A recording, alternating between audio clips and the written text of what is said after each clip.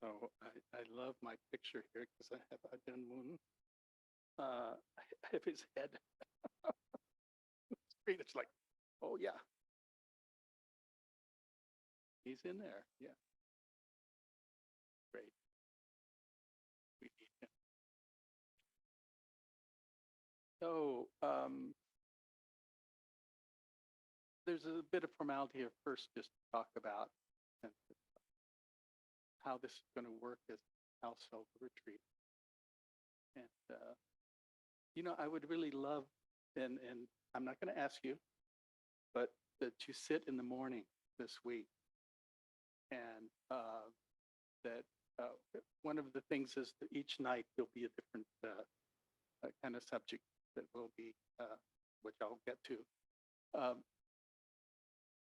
talking about and then discussing the next night, so that we have kind of continuity of it. I've done five reflections, five precepts, all this stuff. But these five I'm kind of using are, I think, most important. And tonight is about impermanence, which is something that you'll never actually get. You'll just get little pieces of it as you go along, because it is so fundamental to insight that we begin to move from, it's interesting how we just we freeze things and then we make up stories about it. And actually, but everything is always in transition, always moving. So tonight will be about impermanence, and so just kind of looking at it in your life tomorrow, and then we'll be doing body, then views and opinions, and then identity, self-identity, self, and then the last one will be about awareness. So those are kind of the five that we'll be exploring, and the way we'll kind of do this, we'll have the sitting, and then I'll give a short talk, not a long talk, on the object we're working on at the time. And then we'll do some questions, and questions will probably be more relevant to the day before, since that's what you'll be working on. So like tomorrow will be impermanence. So even though I'll bring body into this and talk about it, and we'll see it the next day, that will become kind of an object, what we're working with. Let's see what else. I want to encourage you to sit each morning this week. If it's a householder retreat, which is based really on the fact that meditation, even if you sit 2 hours a day, one in the morning, one in the evening, there's still 22 more hours a day. So a lot of this is based on the fact that there is the ability to, and it has a lot to do with remembering, is to create continuity of awareness through the day. So and that's what these objects or questions or interests about. Impermanence is such a great one. And there's a reason that it's so great. And it's known as one of the three characteristics, are particularly in Buddhism, are particular to knowing things. So one of the beauties of kind of contemplating as well and kind of exploring, like tomorrow, is see if you can't remember to notice as it arises in your experience. And you know, sometimes it's called the bedrock of Buddhism because it is, uh, our nature, our brains are made to solidify, to freeze things. And then we make up stories about what we freeze. And then we create views and opinions and beliefs and all of that around. And so this is really the capacity to say, oh, can I let go of that and see what it is that's arising now? I know what was, but what's arising now? And it's one of the greatest contemplations is trying to get the truth of impermanence.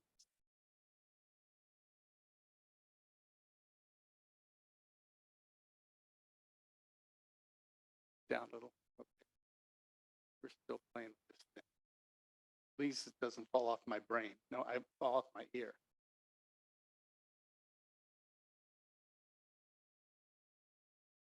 Oh, okay. Okay. I have a Bodhi leaf. There I am. Okay. Is that better? I don't know. Yes, please. Yeah. It's a little hard knowing exactly what's going on, but I'm just doing my best. And so impermanence is, you know,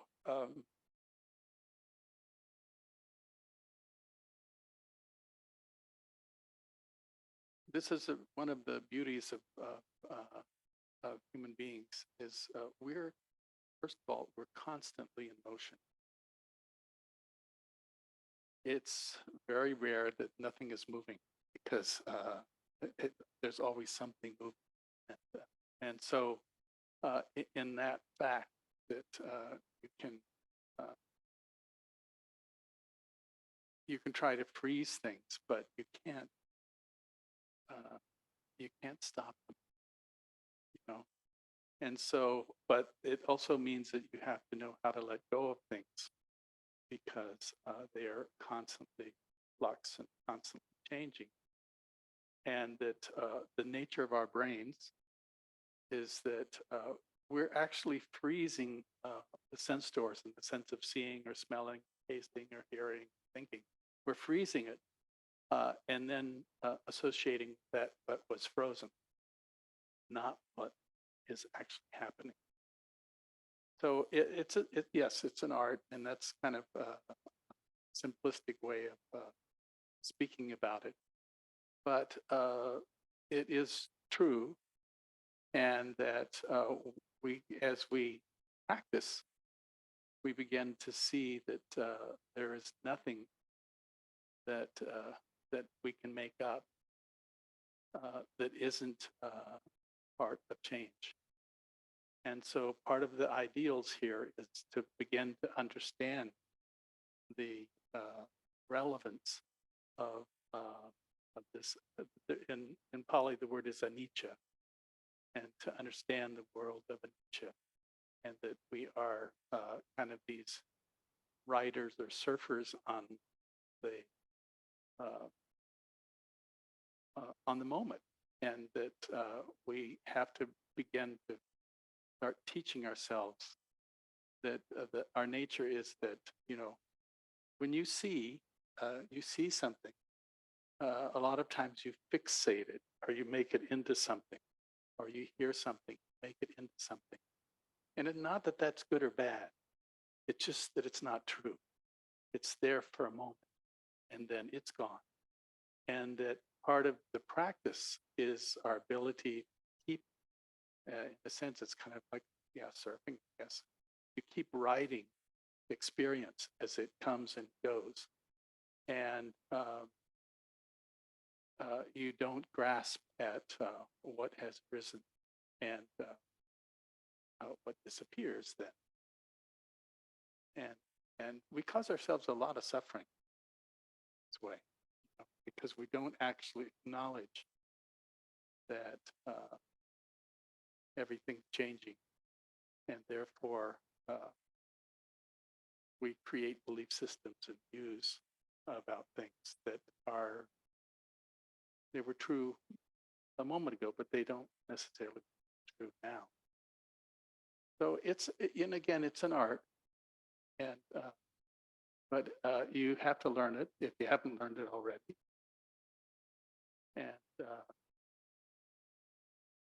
And as you kind of learn anicca or impermanence, there is such a great sense of ease or relaxation. Like whatever it is, I'm okay with it because the rising is known by me, it changes. And in that, uh, one of the things is that due to our experience, there's one experience called fear, which arises due to causes and conditions. And we a lot of times will fixate on what it was or what we imagined it was, and then suffer. And if we are actually working with impermanence, we can see what's real and what's not real. And even if it's real, there is that capacity to not to grasp it, turn it into something terrible, which we're good at. So this is the thing, you just play with it tomorrow, as you move through your world and see how often you don't acknowledge it. And that there is always that, as attention moves from one object to another, it'll fixate on the objects. And then we're actually not practicing this. We're, sense we're kind of stopping. And the idea is that if we can learn to be fluid, then we also have eliminated a lot of the fear that is inherent in our world.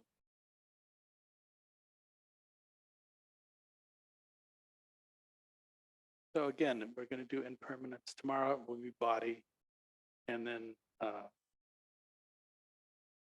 views and opinions. And then that wonderful thing called self. That wonderful thing, identify. Our schemes, and then awareness itself. So I would like to just open it up to questions, and it can be about any of these at the moment. But are we able to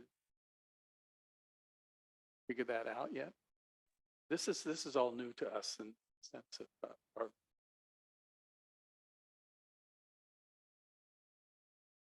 So the first one will be question from the group, and then we'll go to the people on the Zoom. The Zoomers. Marie, yeah. Robin, can you turn it on gallery view, please? Yes. Okay, so hold on just 1 second before we begin. So what we're going to do in order for the Zoom audience to hear your question, you have to hold the mic.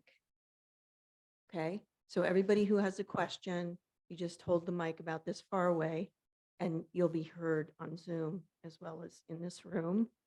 And so that's how we're going to do the questions. So we'll start with, did you have a question, Marie? Marie had. Be the guinea pig.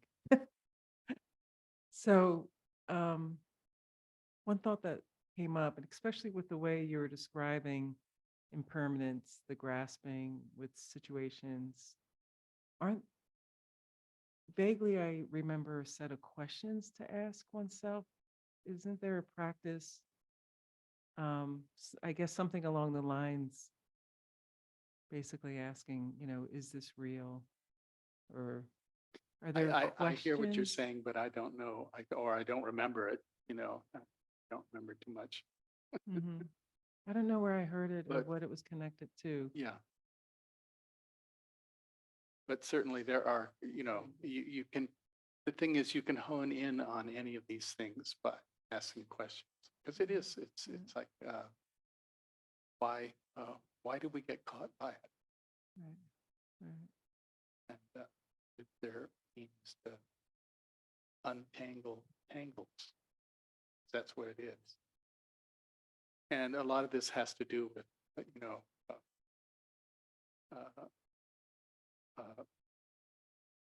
there's also a thing called wrong view. And that is, how do you untangle wrong view? When the brain that you have, its nature is that it wants to take a picture moment and fixate it. And so it feels safe because it fixed that in one dimension. And yet it was actually happening in multi-dimensions. And yet we fixate on one. And so the training actually is to begin to loosen the frame, maybe that's one way to put it, the frame around our experience. And that we have to learn to shoot holes in it. Or like let go of the grip. Let go of the grip. Yeah.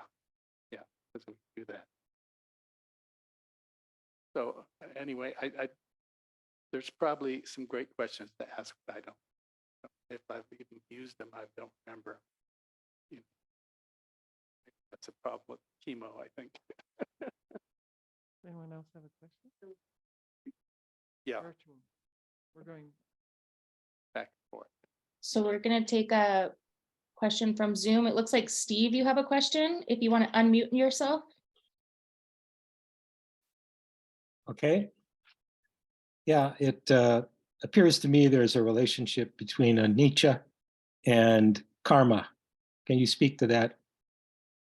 So the question is about anicca, impermanence, and karma. And there's a whole thing of understanding what karma is, because I think in our culture, from the 60s, we kind of confused it somewhat.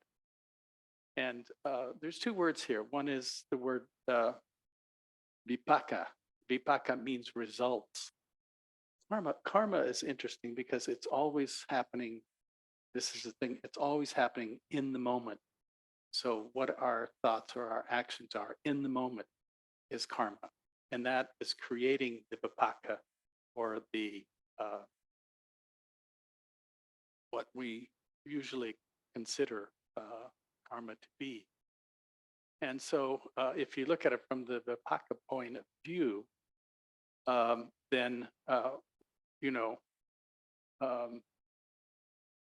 impermanence, it's always teaching us something, simply because, I don't know, sometimes I think we're only here to learn, and that we came in with certain personalities due to the vipaka, due to the past karmic consequences, and that we now have the possibility of seeing through it, actually. And that's really, I think, the great art here, is our capacity to see through what we believe or fixate on, and that it's not necessarily true. So I don't know, Steve, if I'm just playing with this, but there's such a difference between karma, in the sense that karma is what you create, which happens in the future. So it's your actions now. And then there's the past, which is the vipaka, which is which has been done, and now is the energy that is holding the moment on some level.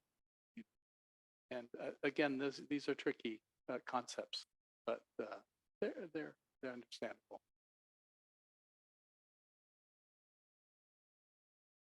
Great, thank you.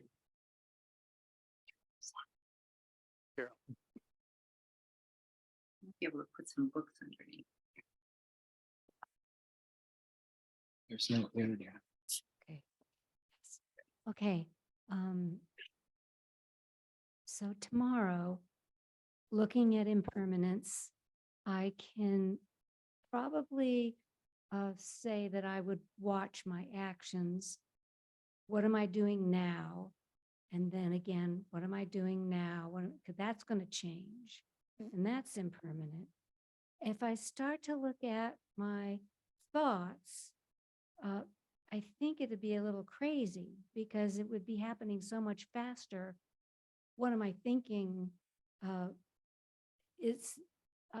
wondering if, just give me a little bit more direction on Okay, what to okay. do tomorrow. You know, this is fundamentally a practice of learning to let go. And particularly when we get so enamored in thoughts. I don't know why, I've heard teachers say, why are they so powerful? Where do they come from? Where do they go? Wow, it just, kind of perpetual. And, for us, the ability, I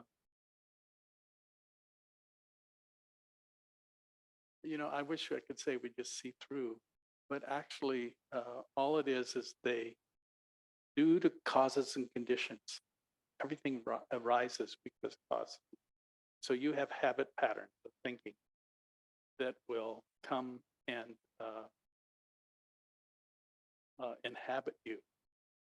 And that your practice at that point is to see through it, because a lot of times, thoughts are really fascinating, because they can cause a lot of suffering. And letting go can cause a lot of happiness. So there is kind of the juxtaposition here of seeing, you can, I've done retreats where this whole thing of seeing a thought arise and then not reacting to it. And of course, almost immediately another thought arises, but as you do that, then the mind calms down, and it still comes because it's the way we're kind of wired. But we also are training ourselves to let go of that essential, really is kind of freezing or concretizing of the thought process, which then we karmically do with it somehow. We make up good stories, but also, I think a lot of the training I originally did was learning to let go of that and let going of the thought as it arises, because it's not that you cut it off.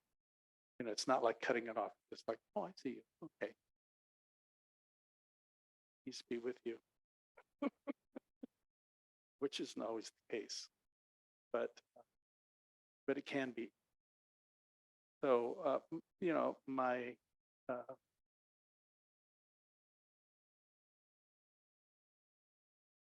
my support is that you can let go of it as it arises. And if you can't, then down the road, you can also let go of it. And as long as there's no, it's interesting. One of my teachers used to say there was 3 kinds of karma actions that happen.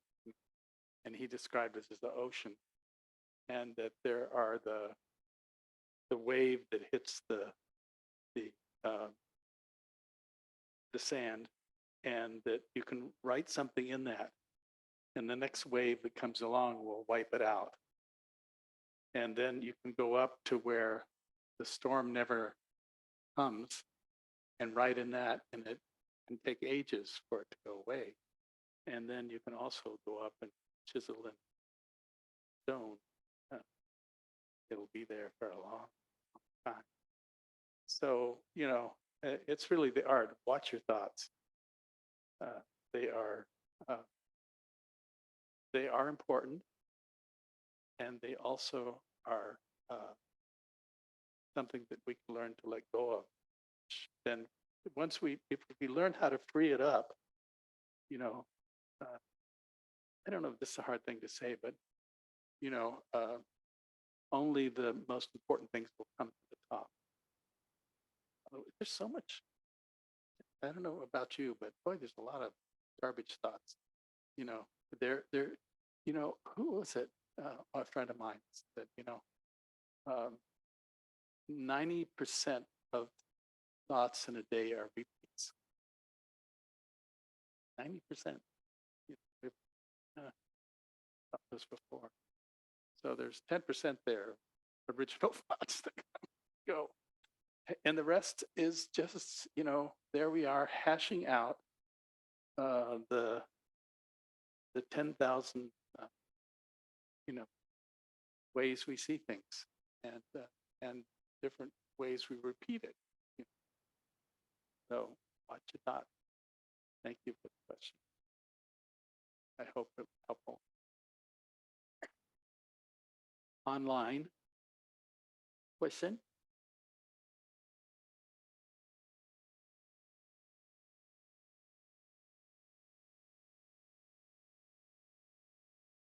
You have to unmute yourself if you do have questions.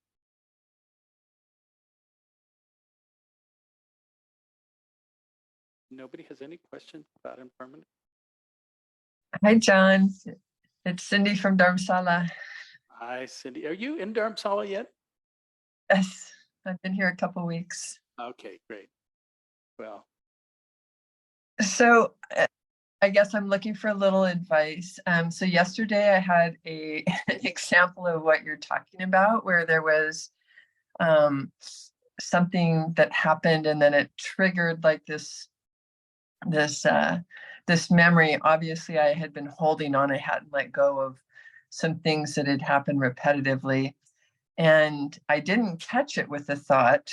And so, as you said, it inhabited my body because of my conditioning.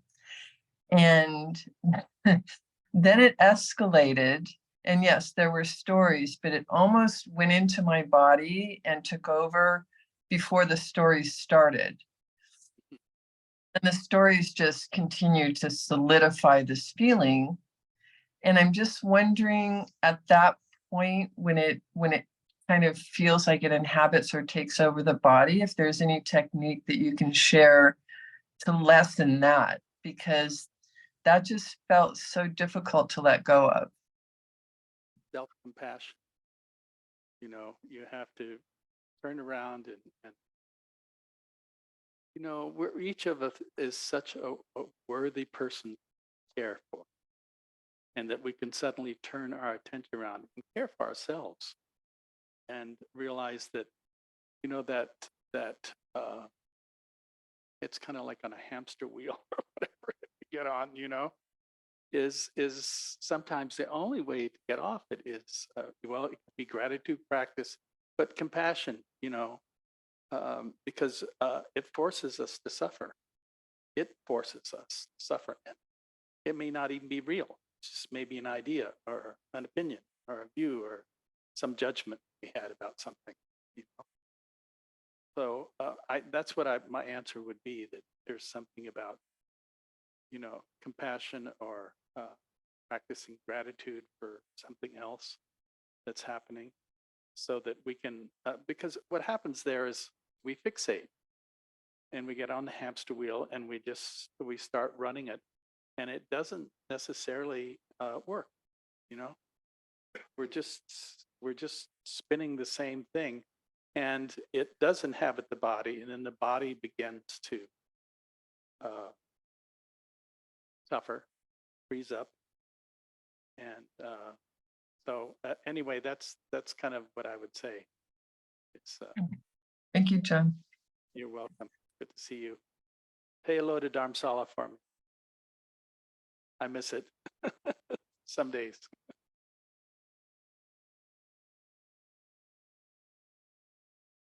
you have a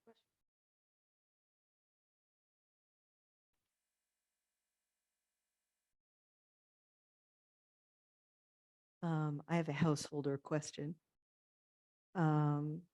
So, it, seeing the truth of impermanence, how does a householder or a person like me maintain the skill of responsibility, being on time, uh, keeping a calendar? Because I have seen people that seem to be able to have the skill to do both of those things. And I seem to do one or the other. So, Well, that duality that you're talking about, is, it's common until you become a Buddha, by the way, but that, you know, again, I would say, don't be too hard on yourself around that, because a lot of this is about a sense, and especially a householder, sense of fluidity, of being able to see things as they are, which a lot of times is just seeing into the impermanence. And if not, then we have to see into the suffering of it and the selfless nature of it. And so I think in some ways, as a householder, there has to be a lot of love, because it's a mess, and yet we have to still keep calendars, show up on time, do our daily duties, and but it's the mind that we do it with.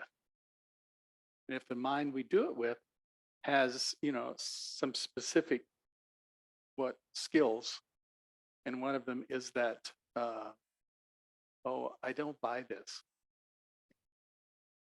I don't buy that. Okay. And then there's kind of a letting go of it. But how long does that take? It just takes us a couple seconds.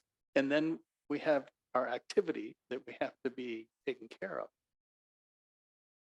And so maybe it's why, why retreat is so valuable, because it sets you up in a means of, oh, I can let go of this, I can let go of that, and we're not responsible for the world.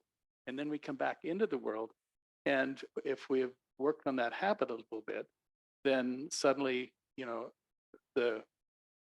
was going to say the walls come crashing down.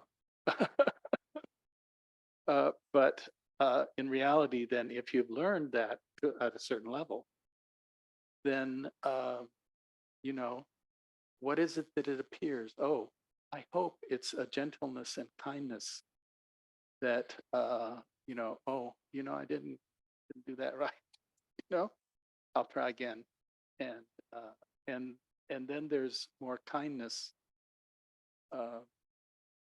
towards the activity, and also towards yourself, because again, you're not going to get this. I'm sorry. It's just, it takes a long time to of efforting to kind of get to a place where, oh, let go of that, especially when it has the emotional hooks. Those are the tricky things. And yet you can let go of it. Sometimes it just takes time. And sometimes it takes a lot of effort at,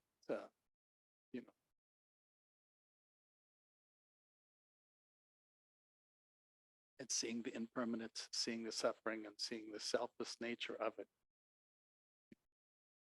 And I think that last one we'll talk about more this week, but the selfless nature of things is a great advantage.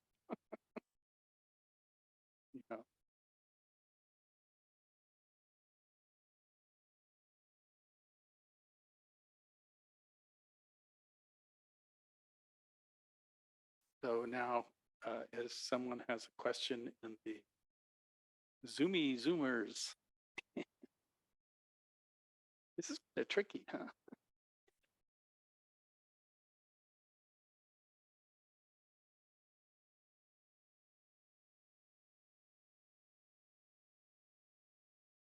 If you have a question, I'm sorry, I don't know your name, but you're under iPad. You can unmute yourself and ask the question.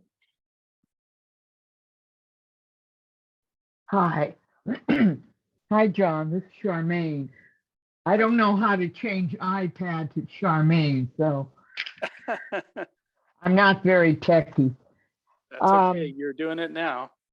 Yeah.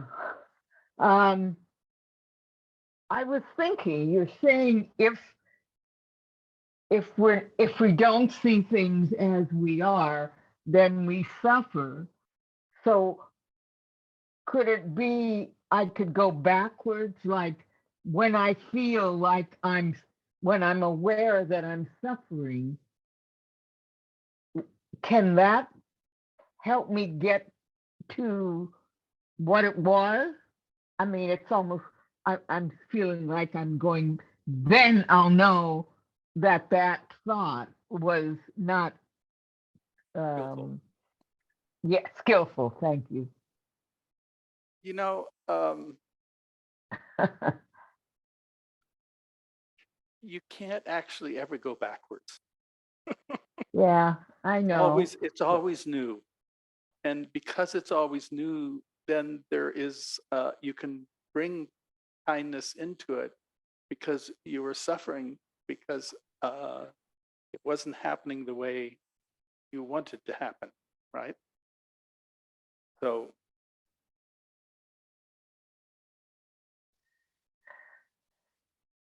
So I can look, can I look at, the, um, you can look at what was. yeah, and get an understanding from that, but, Yes, you by can. being kind and compassionate.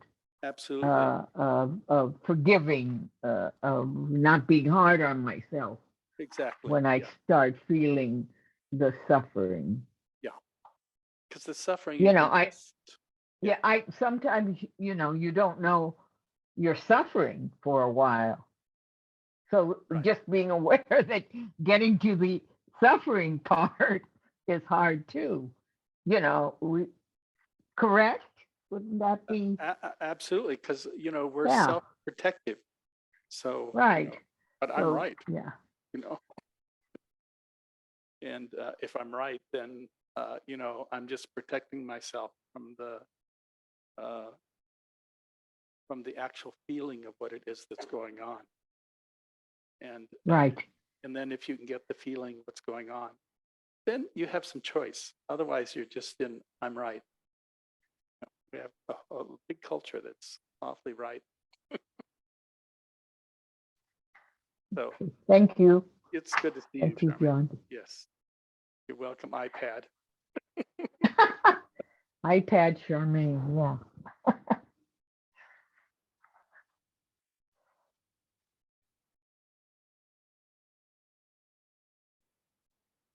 This meditation hall?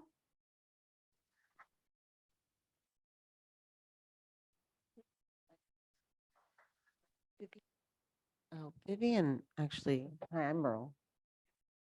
Oh. Hi, I'm Merle. You got to speak. Hi. Speak. Hi, Yes. Vivian kind of asked a question similar as what I was going to ask, but I had two, so. And then I wasn't for sure if it quite explained it, but it kind of explained it with Vivian. But my first one was this, I don't know, it has to do with impermanence, and I don't know if I heard it somewhere, but this expanding and contracting, Is it scientifically true, since the Buddhism likes to sometimes lean into science, that the universe is expanding and contracting all the time? Okay, that was my first one, because Okay. that's something I possibly heard, and then I thought, what about impermanence? And so I was just kind of trying to figure that out. Well, expansion and contraction Uh-huh. really is about, the most primal state of being, which is we expand and contract. Every time you breathe, you expand, Mm-hmm. and then you let the breath out, you contract. And so that is, in some ways, you could say that's an example of everything, of living things. And so you could say that about the universe, but I don't know that. Yeah. I'm not a physicist, but there is. Well, is that permanent? Is expansion and contraction permanent? No, it's impermanent. Impermanent. Because it's always impermanent because it's just like your breath. It rises and then it passes and rises and passes. And every time it does that, it is an impermanent phenomenon Okay. that's happening, so that we can, in some sense, if there wasn't impermanence, this would be a hell. Sorry about that. This would be a hell. And because of impermanence, there's actually more chances in recognizing it and getting it that we can be happy and peaceful. Yeah. And it's like, oh, okay, I can let that go because I know that it is something that has arisen due to causes and conditions, and then it disappears. Okay. Everything disappears, Okay. including you. Yes. Yes. And then the other one, I was thinking how I keep coming here a lot, and then I have to go home and put the parenting hat on, and I'm so tired of putting the parenting hat on, and so I'm tired of walking through the door and getting double flipped off, and then the mom hat comes on, and I'm just like, it's so nice here. Why can't I go home and have this? Why can't I walk in the door and it's this hat? If that makes any sense, or you have Makes all the any. sense in the world. It's like, it's why you come here, and hopefully you can take a piece of this home with you so you can get flipped off and go, oh, okay, it's impermanent. This is the way it goes. And I did like where you said it was a mess. I was like, okay, it's a total mess.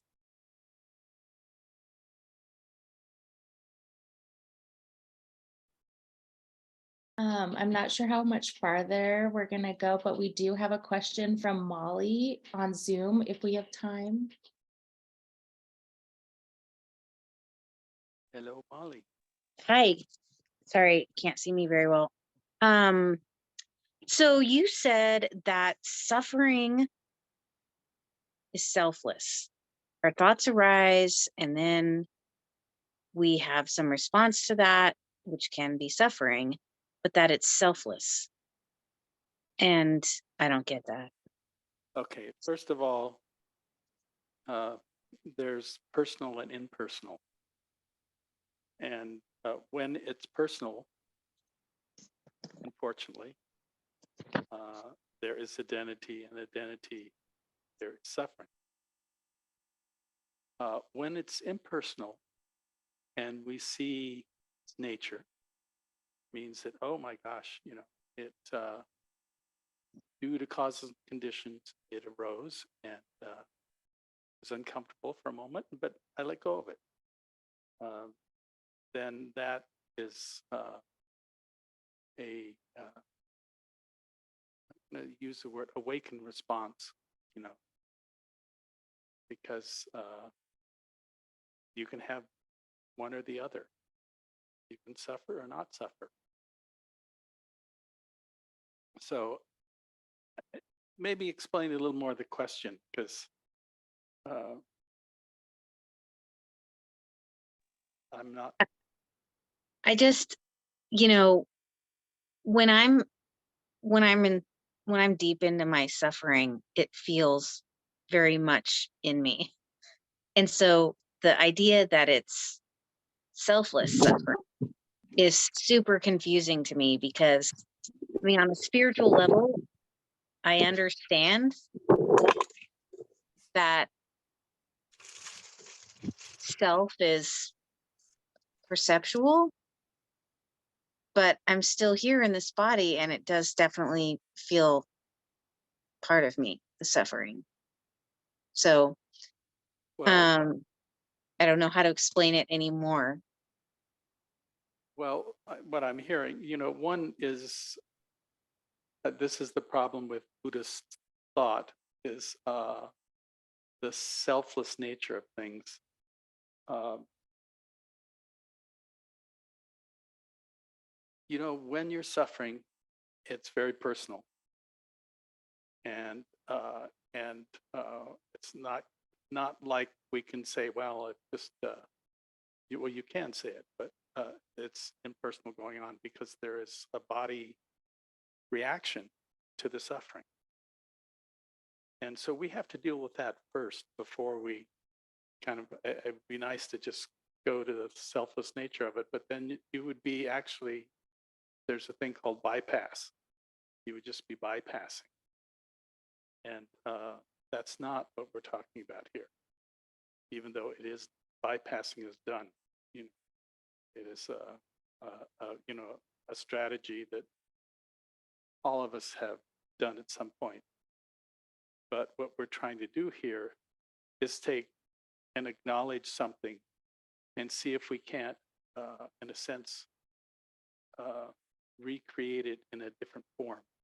So the suffering's there, and sometimes it's just we can apply love or kindness or gratitude or some antidote to it that then brings it back into balance and will also bring the body back into balance.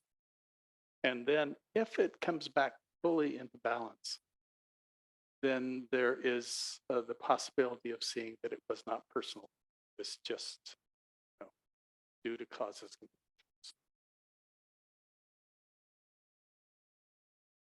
that helpful? Yeah, that was helpful. Thank you. You're welcome.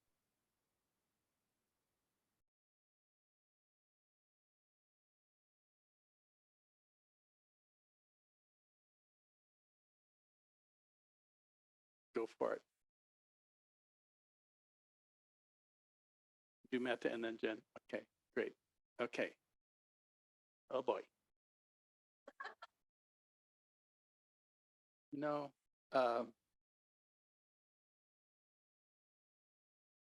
Truly to get impermanence is to turn the attention around and recognize that you can soften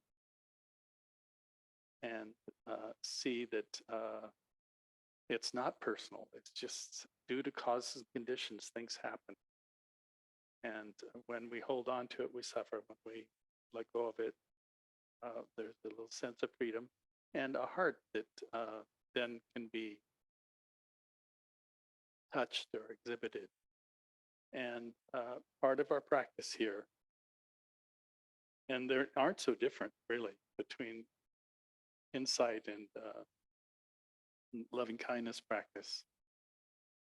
But to end this evening, we are going to just touch on the heart. And the heart is it is and the thing to understand here, heart is not separate. So it's really heart mind. So we're taking the mind that sometimes gets confused or reacts to things, and we're infusing it with the knowledge that loving kindness is something that we all cherish, and that to cherish ourselves and to cherish others is a fundamental part of this process of awakening. So just taking a moment and feel into your body and feel your heart.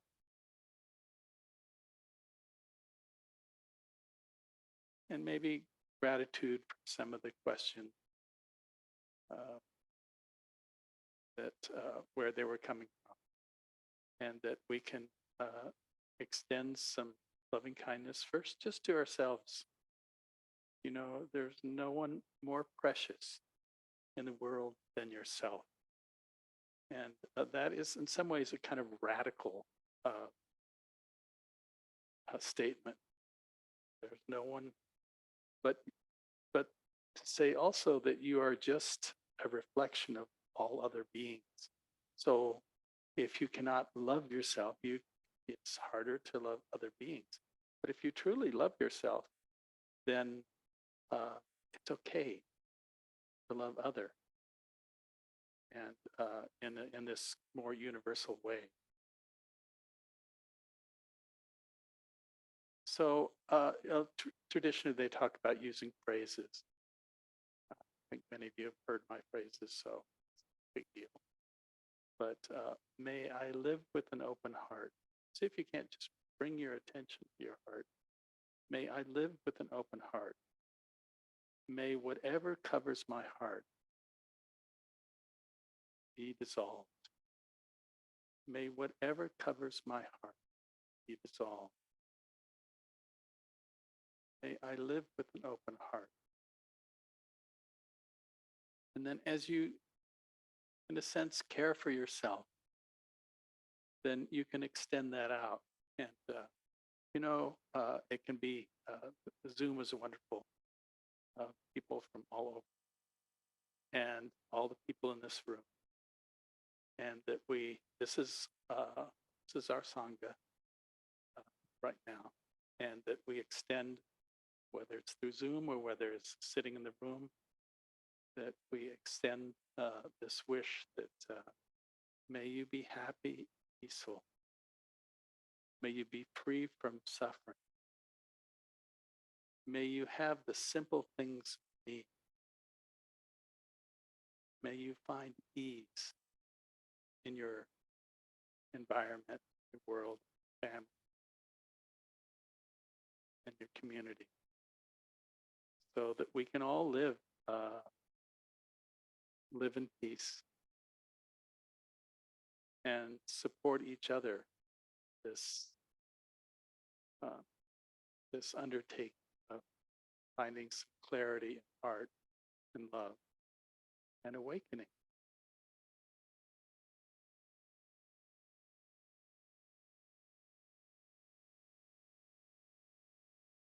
Again, if there's any power or energy or merit that's created through our coming together, we extend it out to beings everywhere, that they may benefit from our work together. May all beings everywhere be happy,